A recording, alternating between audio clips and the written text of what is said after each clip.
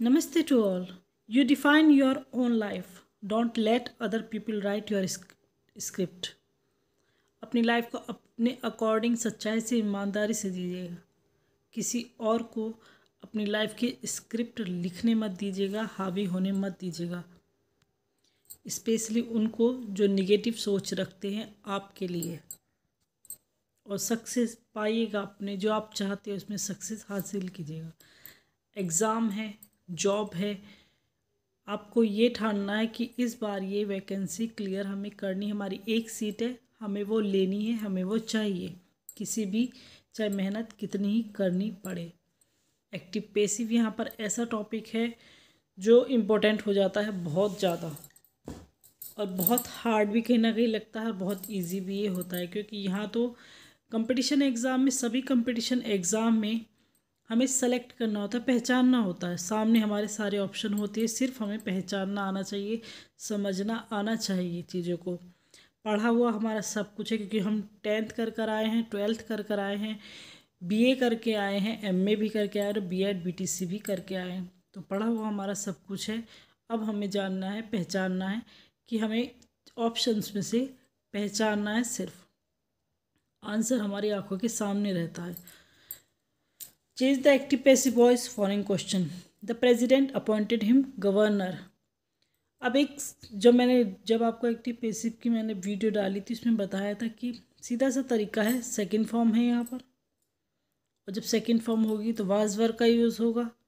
ये चीज़ मैं आपको बता चुकी हूँ. अब वाज वर्ब किस सेंटेंस में, इसमें भी है और इसमें भी है, लेकिन बनाने का तरीका, the governor was appointed by the president. He was appointed governor by the president because the president appointed him. उसे अपॉइंट किया है गवर्नर ने, या गवर्नर को उसने जो है अपॉइंट नहीं किया है. यहाँ पर क्या मीनिंग लिखता है, the governor was appointed by the president.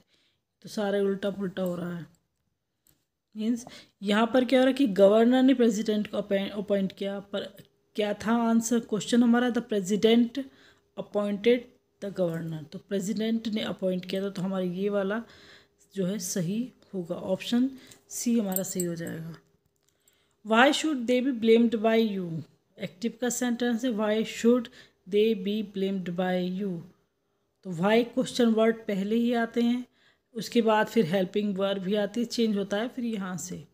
तो वाई शुड, फिर यू पहले आएगा, यू ब्लेम बाय देम. इन्होंने इसका एक्टिव सेंटेंस बनाना है, पेसिव में दिया हुआ एक्टिव बनाना है. तो why should you blame them. क्यों ने ब्लेम क्यों कर रहे हैं, क्योंकि ये पेसिव का सेंटेंस है, बाय इसमें आया हुआ है.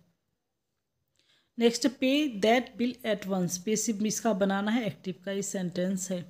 और पे द बिल जब ऑर्डर रिक्वेस्ट होती है, इस तरह से जब दिया ऑर्डर हो, रिक्वेस्ट हो, अर्ज किया गया हो, तो सेंटेंस क्या लेट वाले बनते हैं कि let that bill be paid at once.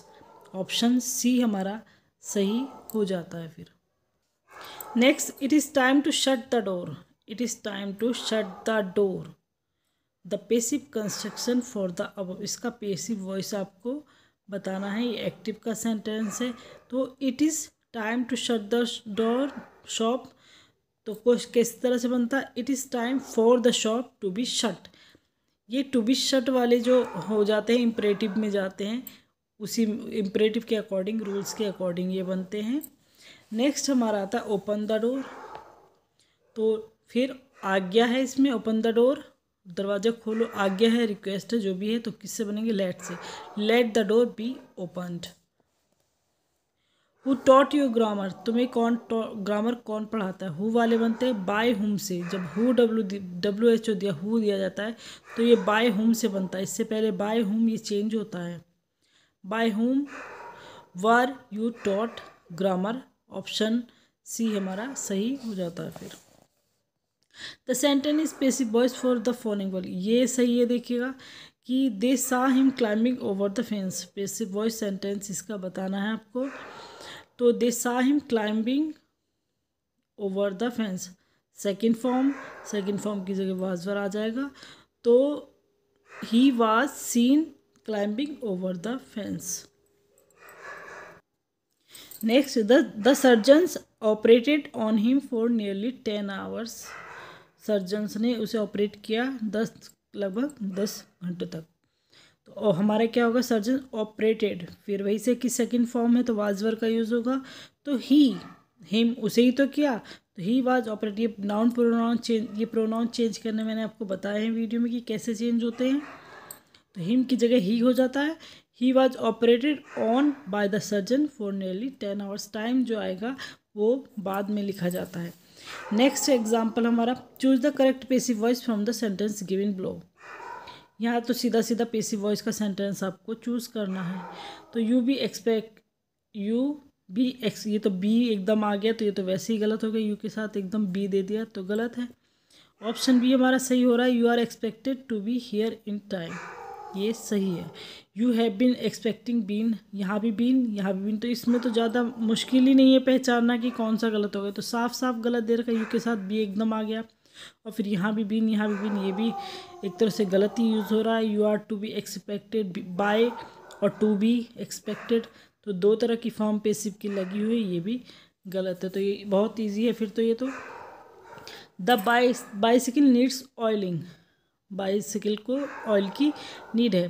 तो ये पेसिव का सेंटेंस है या एक्टिव का सेंटेंस है, ये आपको खुद देखना होगा। वैसे यहाँ लिखा हुआ है पेसिव इसका बनाना है, लेकिन एग्ज़ाम में आपको ध्यान भी रखना है कि वो आपसे पूछ क्या रहे, एग्जैक्ट पूछना क्या चाह रहे हैं, तो इस चीज़ का ध्यान रखें। नीड्स है, प्रेजेंट इंडेफिनिट का टेंस है, तो प्रेजेंट इंडेफिनिट में जब needed bicycle needs to be oiled, यहाँ इनका जो इम्परेटिव में इनको ये सेंटेंस बना हुआ है। जो मॉडल वाले सेंटेंस हो जाते हैं वो।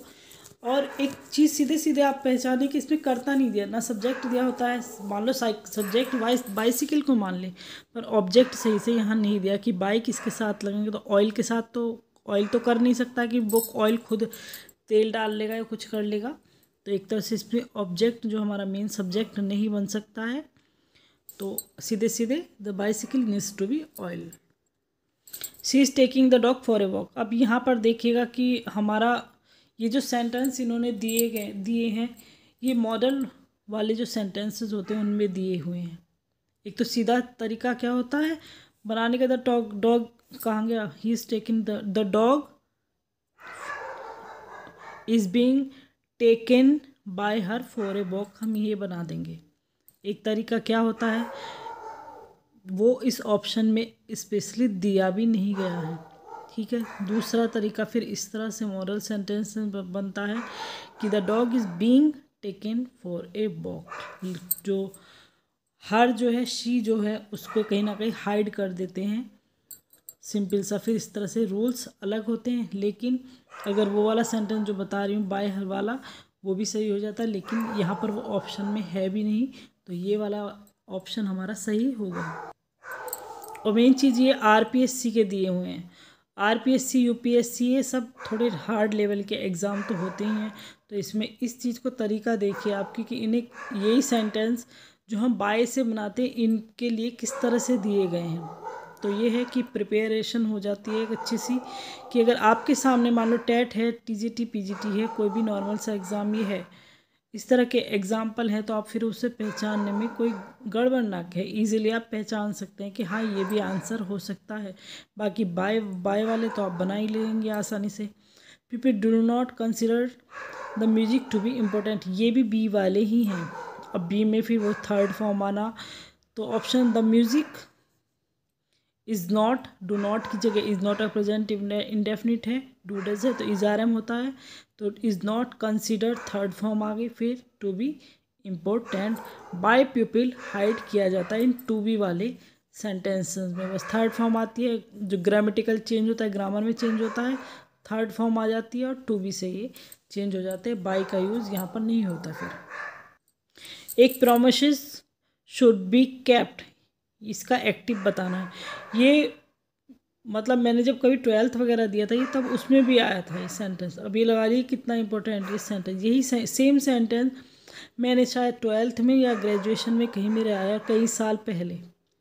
ये कुछ, मैं यही चीज़ कहती हूँ, कुछ जो एग्जाम्पल्स होते हैं, ये चीज़ें होती हैं घूमती ही रहती हैं, एक एग्ज़ाम से दूसरे एग्ज़ाम में घूमना फिरना इनका यही काम होता है। तो ये कहाँ से कहाँ देखा मैंने, आज कई साल बाद यहाँ देखा, और मुझे याद है कि मेरे शायद 12th के किसी एग्ज़ाम में ये आया था, 12th या ग्रेजुएशन के ही आया था, मेरा दिया हुआ ये है। तो देखिए आया कहाँ, ही RPSC में पढ़ रही हूँ आज मैं इसको। तो क्या, one should kept once promise, very important. अब यहाँ भी देखिए सेम सेंटेंसेज ये सारे चल रहे हैं, एक्टिव पैसिव के सारे इस तरह से चल रहे हैं कि बाय नहीं दिए, किसी में भी बाय नहीं दिए, बी बाय नहीं दिया गया, और पैसिव में कन्वर्ट ही सेंटेंस हो रहे हैं।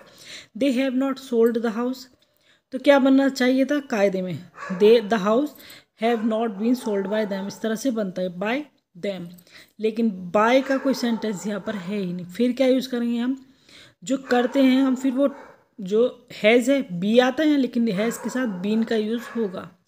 जब सेंटेंस में हमारे हैज़ हैव दे रखा है तो फिर हमारे पैसिव में बीन जुड़ता ही है, ये एक रूल है, ये एक नियम है। हैज़ हैव के साथ हैव बीन लगना ही है। तो the house has not been sold, third form use हो गई। अगर यहाँ पर कुछ और होता तो फिर वो बी टू बी वाले जो पीछे आ ही रहे थे कि टू बी सोल्ड, लेकिन हैज़ हैव के साथ क्या फॉर्मूला लगता है कि हैव या हैज़ अगर एक्टिव के सेंटेंस में है तो पैसिव के सेंटेंस में हैज़ है प्लस बीन हो जाता है। You are requested to keep off the grass, active का सेंटेंस बनाना तो please keep off the grass, यहाँ पर क्या रिक्वेस्टेड सेकंड फॉर्म आ गई है, ये सेंटेंस पैसिव का है और इसका एक्टिव सेंटेंस बनाना है। रिक्वेस्ट की गई है मतलब प्रार्थना की गई है, तो प्लीज़ का यूज़ किया जाएगा सेंटेंस में, क्योंकि हम प्लीज़ कर रहे हैं कि प्लीज़, जब हम किसी से रिक्वेस्ट करते हैं तो हम प्लीज़ वर्ड का ही यूज़ करते हैं। तो please keep of grass. Someone has picked my pocket, ये भी मेरा कहीं एग्ज़ाम में दिया हुआ है बहुत सालों पहले, ये भी इम्पोर्टेंट ही है। जैसे वो पहला वाला था वही ये प्रोमिसेस वाला है, ये भी सेम उसकी भी यही कंडीशन है। मेरा ये एग्ज़ाम में दिया हुआ है आज से कई साल पहले। Someone has picked my pocket, तो क्या बनेगा, my pocket has been picked, मेरा पॉकेट जो है चुरा लिया गया है, निकाले जो चोर चुरा लेते हैं वो कर लिया गया, तो my pocket has been picked, very important यहाँ पर ये भी। Next, who taught her such thing, very important. तो हु है तो बाय का यूज़ तो होना ही होना है। फिर अभी दो तीन सेंटेंस देते तो बाय हुम वाला जो सही होगा, फिर बाय हुम है। फिर हमारे क्या है, शी पहले दे दिया है इन्होंने, जबकि पहले हेल्पिंग वर्ब आती है, तो by whom was she taught such things. Important question, please help me कितना छोटा सा है, तो हेल्प की गई है यानी कि रिक्वेस्ट, प्लीज़ बोला है यानी कि रिक्वेस्ट मांगी है। तो you please help me present indefinite का ये टेंस है, तो यू आर, तो इज़ारम वाज इज़ारम लगेगा फिर, तो you are requested to help me. They haven't stamped the letter, have not है तो हैव नॉट है, हैव नॉट के लिए कि हैव नॉट के साथ फिर हैज़ ऐप के साथ बीन मैंने आपको बताया था वो लगेगा अगर हेल्पिंग वर्ब देखें। तो फिर ये तो सीधा सीधा the letter has not been stamped, by them को हाइड कर दिया गया। अगर बाय दैम होता भी तो वो भी सही होता, कोई गलत नहीं होता। Nobody has used this room for ages, option क्या, दिस रूम हमारा सब्जेक्ट हो, this room has not been वाला ही आ गया, hasn't been used for ages. Nobody by nobody कर देते तो भी सही, कुछ गड़बड़ नहीं थी, और नहीं किया है तो भी गड़बड़ नहीं, पर यह है कि इंग्लिश में इन्हें नोबडी समबडी इन तरह को हटा दिया जाता है।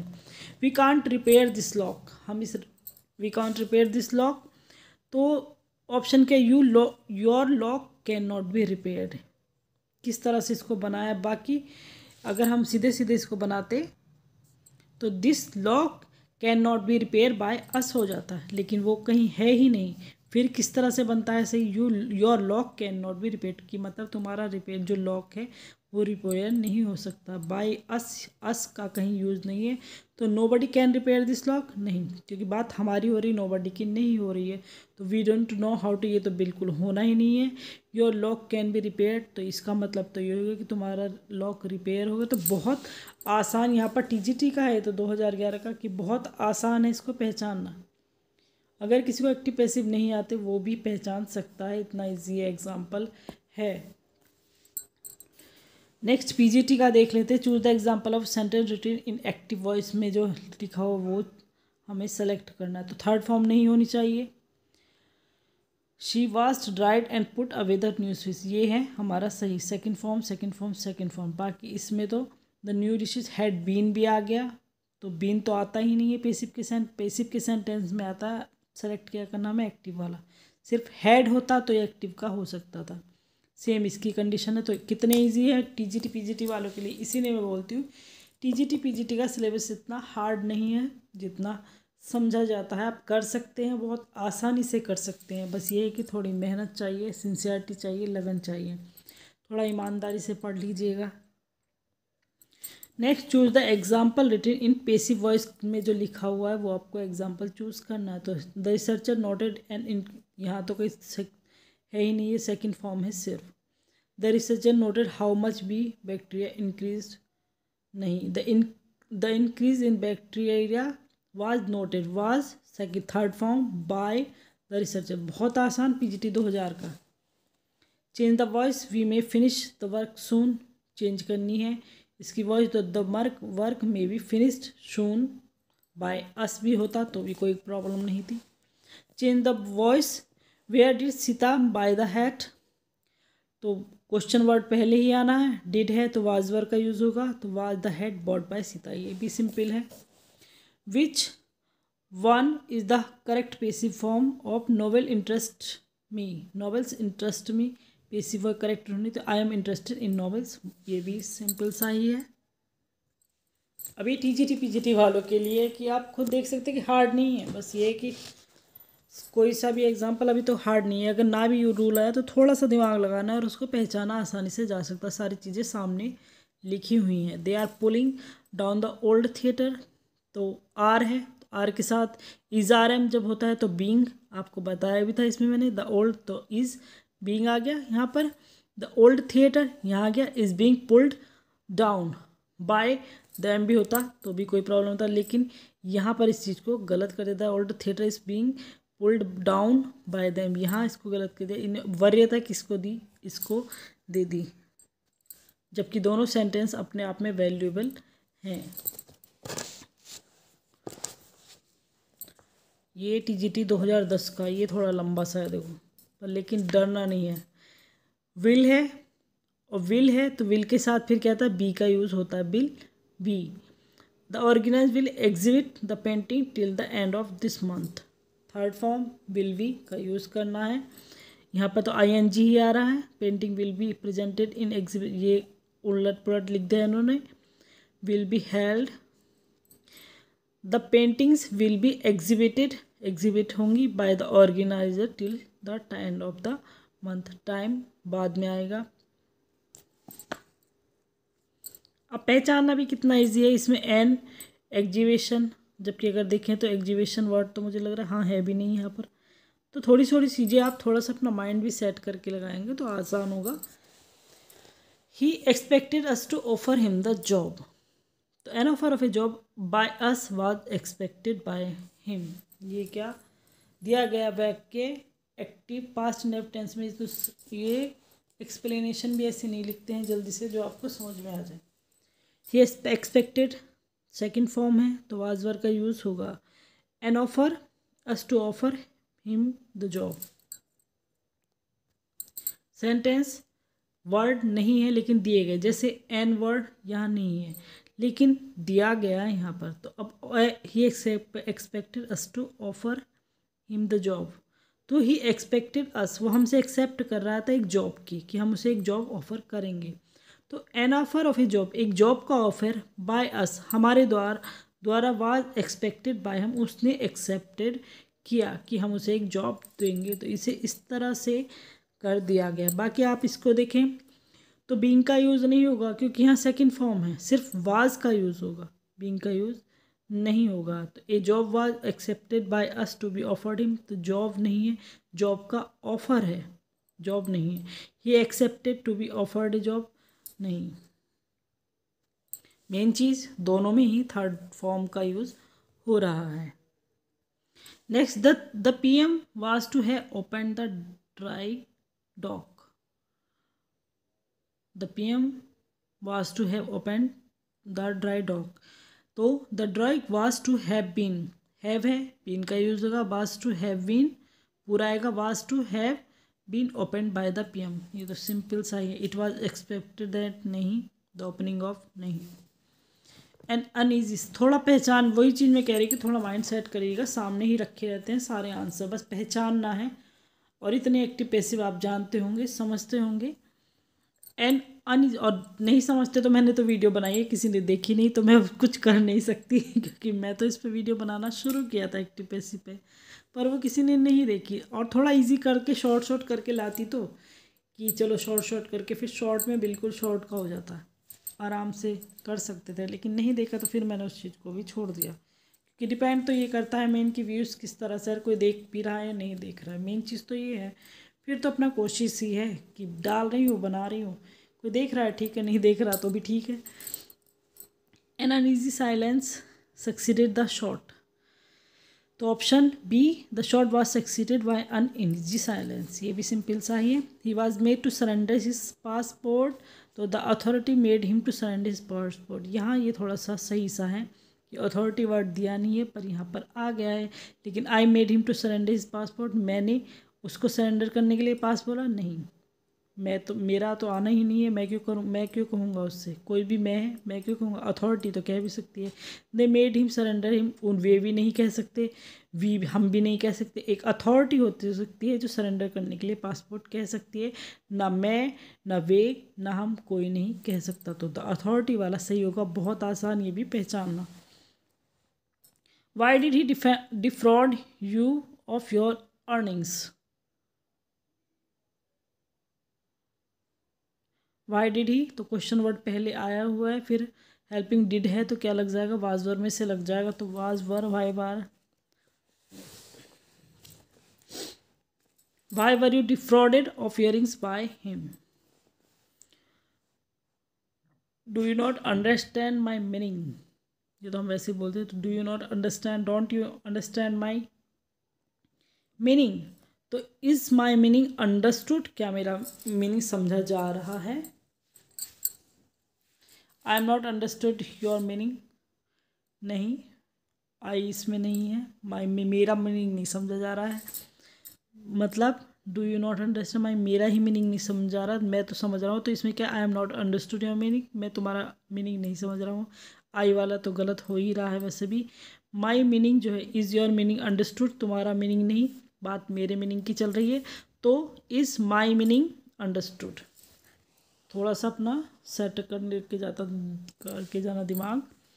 आई सा हिम ओपनिंग द बॉक्स, तो सा है, वाजवर का यूज़ होगा, तो was see, he was seen open the box, नहीं, he was seen opening the box, he open the box, he was seen opening the box, option B सही होगा। ही was scene, वो देखा गया बॉक्स खोलते हुए। अब थोड़ा सा माइंड सेट करके लगाइए कि इसमें करेक्ट सेंटेंस हमें सेलेक्ट करना है। He is rich enough to starve, he is too rich to starve, he is too rich not to starve, none of these. अब ये अगर कहूँ तो सही से, चलो ठीक है कोई नहीं। He is rich enough to starve, गलत। He is too rich to starve, मैंने आपको जब क्लॉज सिखाया था, कौन सा एडवर्ब क्लॉज, सो दैट और टू का यूज़ होता है, तो he is too rich to starve, वहाँ पर मैंने बताया था कि ये सेंटेंस करेक्शन में आते हैं। अगर किसी ने वो क्लॉज वाली वीडियो देखी होगी सही से, तो he is too rich to starve वाला ऑप्शन सही होता है। टू रिच नॉट का यूज़ नहीं होता है इनके साथ, नन ऑफ दिस तो है ही नहीं, तो एक इसमें सही है, he is too rich to starve. और अगर इसको चेंज करने लिए दिया जाता तो he is so rich that he can starve हो जाता है। Next, the news pleased me, voice change करनी है, तो he was pleased with the news, voice news से जो है प्लीज्ड हो गया। He was pleased by the news नहीं करना, बाय द न्यूज़ नहीं करना है। He was pleased to the news, देखिए सेम से, सारे सेम से, TGT 2001 का ये है। ज़्यादातर क्या करेंगे, बाय द न्यूज़ को सही करके आएंगे, पर वो बाय द न्यूज़ सही नहीं होगा। न्यूज़ है, न्यूज़ के साथ विद का यूज़ होगा, तो he was pleased with the news, इस न्यूज़ से जो है प्लीज़ हो गया, प्रसन्न हो गया। 2002 का question, help the poor, passive voice बतानी है। ये भी बेचारा हेल्प द पुअर वाला भी मुझे लग रहा है कहीं ना कहीं आ ही जाता है। इम्परेटिव सेंटेंस में हेल्प द पुअर ये जरूर आता है। इम्परेटिव है, एक्टिव पैसिव, वही डायरेक्ट इनडायरेक्ट भी बना, कोई भी बना ले हेल्प द पुअर ही आएगा। तो बहुत ही इंपॉर्टेंट है, बेसिक सा बेचारा, प्रथा चली आ रही कई सालों से इसकी। हेल्प द पुअर, तो let the poor be helped होगा, शुड नहीं आएगा, सिर्फ बी टू वी या बी आता है तो पुअर शुड बी हेल्प नहीं, let the poor be help, सिर्फ let the poor be help कि पुअर्स की हेल्प की जानी चाहिए।